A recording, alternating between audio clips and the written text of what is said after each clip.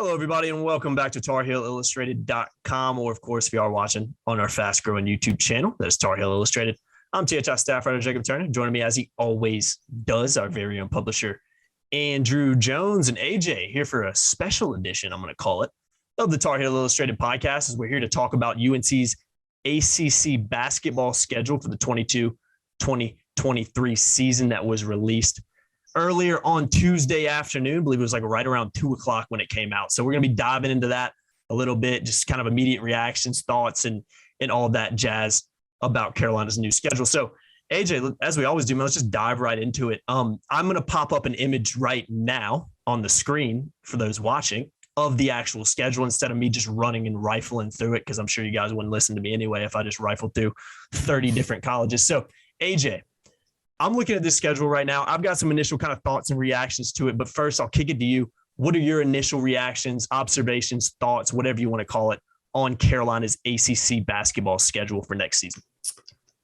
Well, we knew the non-conference schedule, but now we see how the conference schedule weaves into it. The first thing that jumps out to me is that stretch when they go to Portland for the Phil Knight Invitational, where they play Portland in the first game, but then probably Villanova, and then either UConn, Oregon, Alabama, or I think it's Michigan State there. So they're going to play two big time opponents in the second and third games there. Then they turn right around a few days later and they go to Indiana, which was number 6 in the Blue Ribbon preview, I believe. And then a few days after that, they go to Virginia Tech, and the Hokies are going to be good this year. So that is a 10-day period, a 9-day period that is going to be as difficult as any they have in the regular season. So you want to rattle the cage a little bit. You want to shake the residue of look at the run we made last year, and we're going to ride that for a while. That will do that to them. And I think that that's good, because sometimes teams make a run and they return a lot of guys, and it kind of takes a while to get revved up the next year, especially when you're opening with UNCW, College of Charleston, Gardner-Webb, and James Madison. 4 games they should handle with no problem. And then Portland is a game they should handle. So they should cruise to 5-0 and not really be challenged. Then they're going to be challenged. So that's going to rattle the cage a little bit. And I think that's really good for them. And really after that point, it gets kind of difficult. They have Georgia Tech at home. They have a non-conference game with the Citadel, then Ohio State up at Madison Square Garden, Michigan and Charlotte, and then it's league play. So I like the schedule. It's challenging. And the way things kind of weave in once you get into league play, they don't have more than 2 consecutive home games at any stretch, and they don't have more than 2 consecutive road games at any stretch. And I also think the other thing that jumps out, Jacob, and we could hit into a bunch of these things if you want to spread them out, but the fact that they're home, and we knew what the home only and the road only were, but now that we see it laid out there, the fact that their only game against Florida State's on the road, their only game against Syracuse is on the road, their only game against Louisville is on the road, and then their only game against Georgia Tech is at home, Boston College is at home, Clemson is at home, and Pitt is now they play Pitt twice.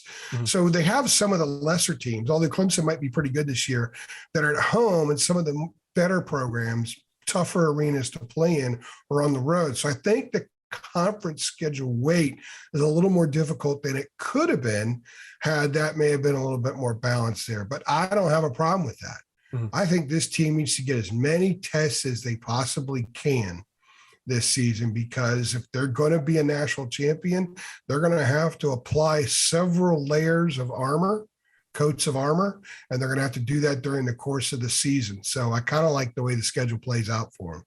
Yeah, no, I agree. I think to hit on what you said, I think, those you mentioned going into the ACC play that at Virginia Tech after the, tournament and whatnot, that is a tricky few tests to start out, because like you mentioned, Virginia Tech's going to be good. And I think the biggest thing I think that stood out to me, and I think from what I've seen on Twitter from a lot of Carolina fans as well, which is why I want to discuss it. I think you kind of hit on it a little bit as well, but that kind of 4 or 5 game stretch to end ACC play, obviously ending at home against Duke. You got Miami at home, at NC State, at Notre Dame, Virginia, at Florida State, and then, like I mentioned, Duke. Those are tough games. Virginia program, Carolina's, not so much recent history, but historically has struggled with at Florida State. Tallahassee's a place Carolina struggled winning. At NC State, at Notre Dame are always going to be tough tests. Just think back to last year with the Notre Dame visit to Notre Dame and South Bend. So, and obviously Duke at home is always tricky. too. So I think that was probably the biggest thing that stood out to me looking at the ACC schedule. It just going into the ACC tournament play, going into the postseason, Carolina's going to essentially have, 2 weeks of really, really tough ACC basketball. And let me say this too. Every ACC basketball game is tough. I mean, I know I'm throwing it out there, but when you look especially at that stretch, I think that's a really, really tough challenge for the Tar Heels, but one, like you talked about, that could prepare them very, very well for the ACC tournament, for the NCAA tournament run, especially when you look at the expectations surrounding the program this season. Yeah, last 3 games of regular season, Virginia at home, at Florida State, Duke at home. Those are 3 very different types of teams, and they're all 3 teams that have given Carolina trouble. Very good programs, obviously. 2 of them are national champions. Florida State, if there was a tournament a couple of years ago, could have been a national champion. So, but here's another thing that really jumps out as I'm kind of glossing over the schedule right now. After they play Portland on November 24th, which is Thanksgiving, they only have 1 more game against a non-power conference team. And that's December 13th against the Citadel. After that, you've got, Villanova, then, one of those teams we mentioned. Then you got that in that 3rd game there in Portland, you got Indiana, Virginia Tech, Georgia Tech, then the Citadel, Ohio State, Michigan, and then ACC games. So after November 24th, 1 non-Power 5, the rest is Power 5. I like that. Again, I think this team needs to get as many challenges as possible. They get a few warm-ups to get going, get some younger guys chances to play. However Hubert's going to want to use those games. It'll be interesting to see how he uses those games in year 2. Last year was year 1.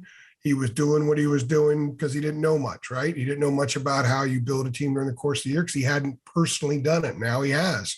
So it'll be really, really interesting to see how he handles some of those early games. But I just love the depth of the schedule.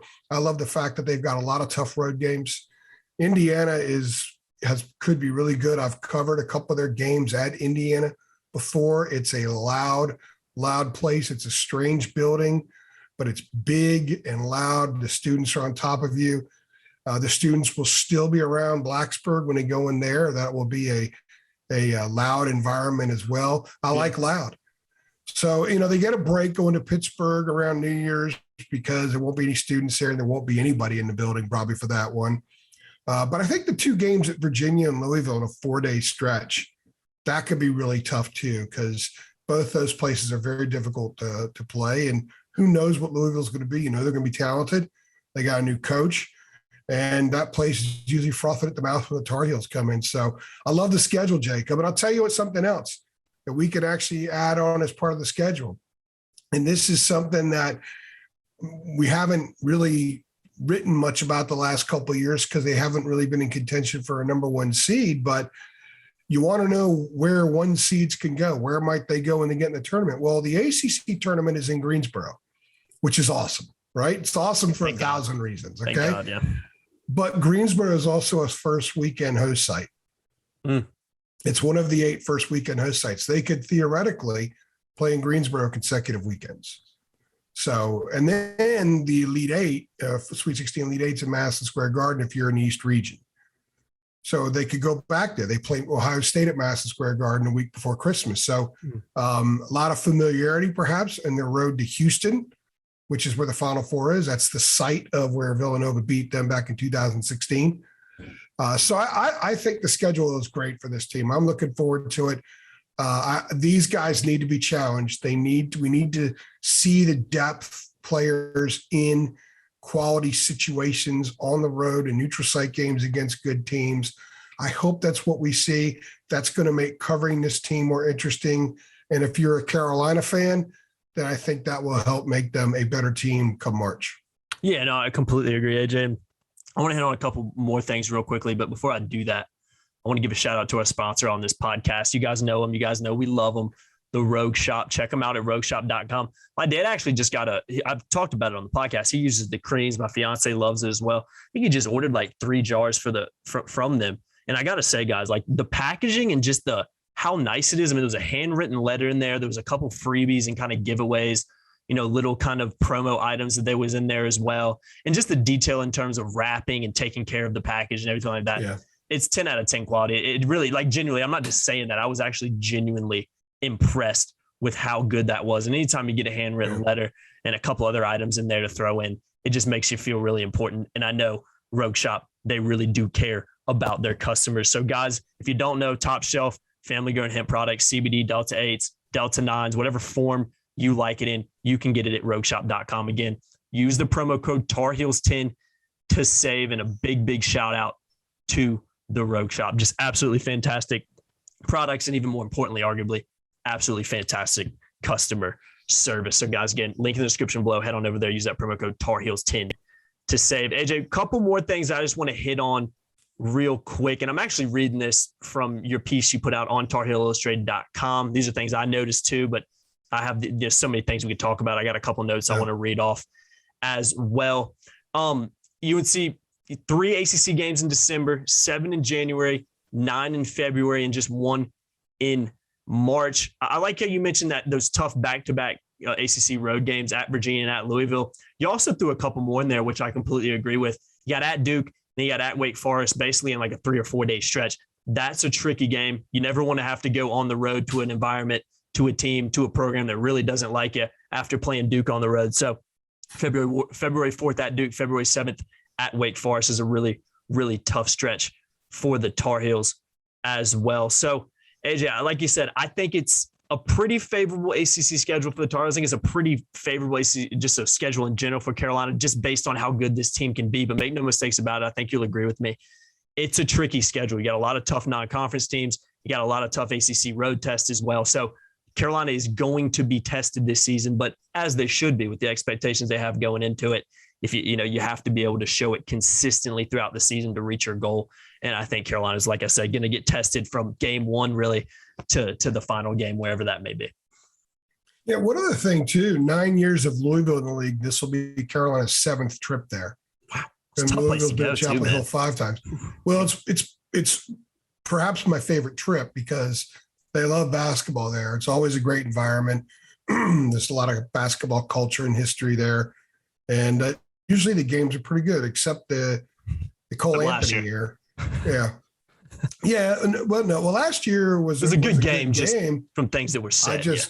I got pelted with stuff. Everybody got pelted with stuff, but it was actually the smallest crowd of any game I've covered there because Louisville's really been, been a bizarre situation there for a while. Hopefully they can get that straightened out and get some stability in the program. But if Louisville's good, that's going to be a phenomenal atmosphere, and I look forward to that. So that's the one right after UVA. So they're going to play in front of 2 full houses right there in early mid-January to test them. That'll be a great stretch for these guys to get through. That sometimes teams that think a lot about March, they get into January and they're sort of the dog days. And you think, wow, we've already been playing for 2 months, and man, the tournament's still 2 months away. And teams struggle a little bit in January. So those are 2 games that will really test, that part of who they are. Can they go in there and sort of knife their way through those 2 games, get a couple of wins at a time of year where sometimes teams like them that are so highly regarded stumble a little bit. So that'll be really interesting to see. Monitoring their season, sort of the drumbeat of their season, I think is going to be a lot of fun. Yeah. I think so too. I'm gonna throw one more thing in here, AJ. Pitt game December 30th is what UNC's official site says, but you added a note as well. ACC says it's undecided on that date. Could end up being on New Year's Eve, and that, like you mentioned, and there'll be the 5th time this century the Tar Heels have played on New Year's Eve. So it could be a pretty cool matchup with the Panthers in Pittsburgh for that one on New Year's Eve. So yeah, AJ, exciting schedule. It's always exciting time of year when the ACC schedule is released. I don't want to spend New Year's Eve in Pittsburgh. I don't want to spend New Year's Eve. Yeah, for you. I was kind of thinking that too. I was like, I don't know if I want to. I spent New Year's Eve last year, and I spent New Year's Eve last year in Boston because they were originally supposed to play BC on New Year's Day. And then the game because of COVID testing, the game got pushed back to that Sunday. Mm-hmm. But I still flew up on New Year's Eve, ended up hanging out in a hotel room writing on New Year's Eve. And that was the next day when I did.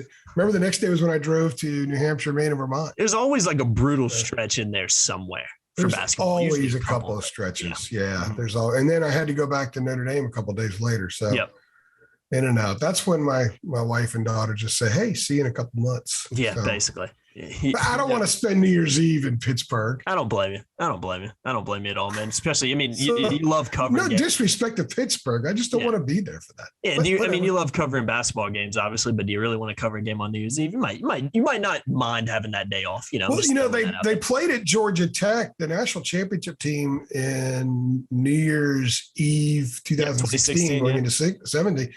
They had a noon game that day at Georgia Tech, and Bruce was our photographer, and he and I flew up at 6:00 in the morning, took the MARTA to Georgia Tech, covered the game, turned around, took an Uber back to the airport, and I was home that night to watch Clemson and Ohio State and CFP. Nice. So in and out, man. Yeah, and that was the crazy. That was pretty wild trip, getting in and out there, and it was a 47-minute flight back. I was so happy we were just getting back so quickly. But Carolina lost that game. Yeah, they played terribly. They were awful that day. Roy was just frothing at the mouth. So that was not a pleasant locker room to be in after that game. So yeah. Otherwise, they've done well on New Year's Eve. Yeah. Moral of the story, if you lose on New Year's Eve, it's not the end of the world because, as we talked about, Carolina went on to win the national championship that year. So, going to be a fun year to cover. A lot of expectations around this team.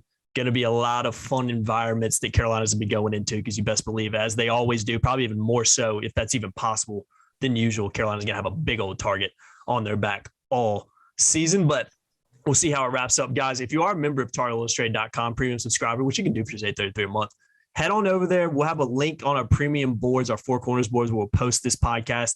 Get involved in the chat. Let us know what you think about, this schedule, ACC schedule, just your initial thoughts and reactions on that. I've seen a lot of talk on Twitter about it, so let's see if we can get some discourse on our website as well in the Four Corners premium message boards. And if you're excited about the season, excited about Carolina's ACC schedule, go ahead and drop a like on the video below as well. Let's see how many. I'm going to do a challenge of 100. I want to see if we can get there. I think we can if I set that target out. We've done it a handful of times, so I'm going to set a lofty target. You're good at doing that. We've done it, hey, man. I think we've been doing it on the three things recently. It's been like 120, 130, 140, 150 likes, man. So I'm like, you got a couple thousand people watching it. I mean, all you got to do is hit a button. You think you get over 100 every time. So I'm doing a challenge right now for our audience to see if we can get over that. And I guess we'll check back in a few days and see what the heck happens. But I've been Jacob Turner. He's been Andrew Jones for another edition of the Tar Heel Illustrated podcast. We appreciate you guys watching as always, and we'll see you in the next one. Thanks.